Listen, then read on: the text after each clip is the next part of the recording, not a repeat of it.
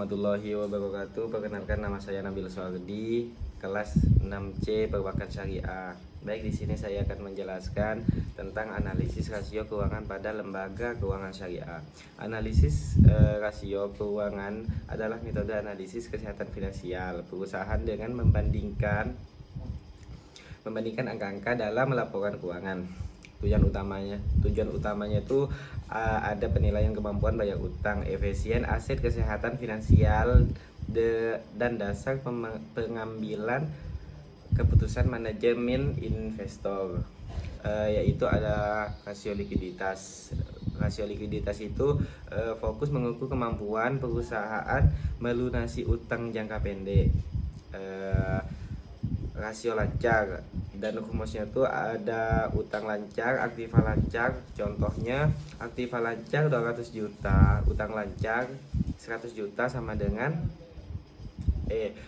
contohnya itu ada aktiva lancar 200 juta dibagi utang lancar 100 juta sama dengan 2 kali. Artinya perusahaan mampu membayar utang lancar hingga 2 kali lipat menggunakan aset lancarnya dengan kondisi aman.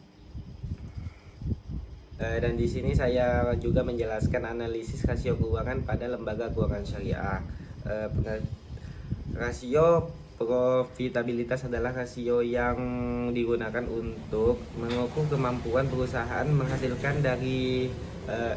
menghasilkan laba dari penjualan aset maupun modal sendiri. Tujuannya rasio profitabilitas mengetahui tingkat keuntungan perusahaan, menilai efisiensi manajemen, mengukur keberhasilan penggunaan aset dan modal. Dalam materi ini terdiri dari 4 rasio utama. Yang pertama itu net profit margin kayak NPM, dan 2 return on investment ROI. Yang ketiga ada return on equity. Yang keempat ada return on asset. Tapi saya di sini menjelaskan yang pertama aja, net profit margin. Net profit margin digunakan untuk mengukur kemampuan perusahaan menghasilkan laba bersih dari penjualan. Rasio ini menunjukkan seberapa besar keuntungan yang diperoleh dari setiap penjualan yang dilakukan perusahaan. Rumusnya tuh NPM, laba bersih penjualan dikali 100%. Penjualan laba bersih dikali 100%. Contoh, laba bersih 50 juta dan penjualan 250 juta menghasilkan NPM sebesar 20%. Artinya setiap Rp 100 penjualan menghasilkan laba Rp 20, semakin tinggi NPM-nya semakin baik kemampuan perusahaan memperoleh keuntungan dan semakin efisien manajemen dalam mengendalikan biayanya. Terus dan ada juga analisis sumber dan penggunaan modal kerja.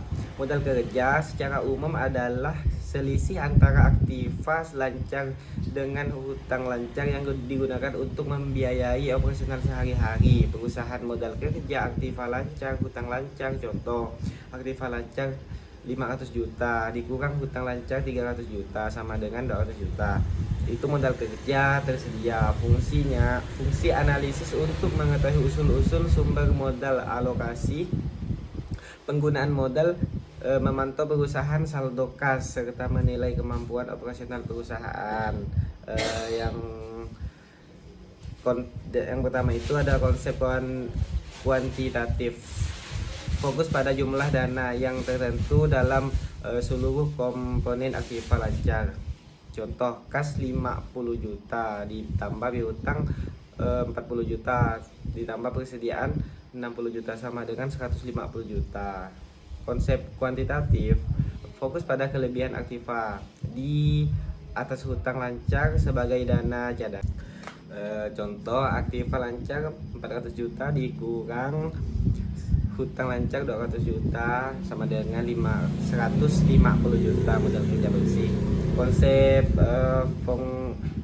fungsional fokus pada fungsi dana untuk menghasilkan pendapatan pada periode berjalan. Contoh, menggunakan kas untuk membeli bahan baku lalu dijual kembali demi mendapatkan laba.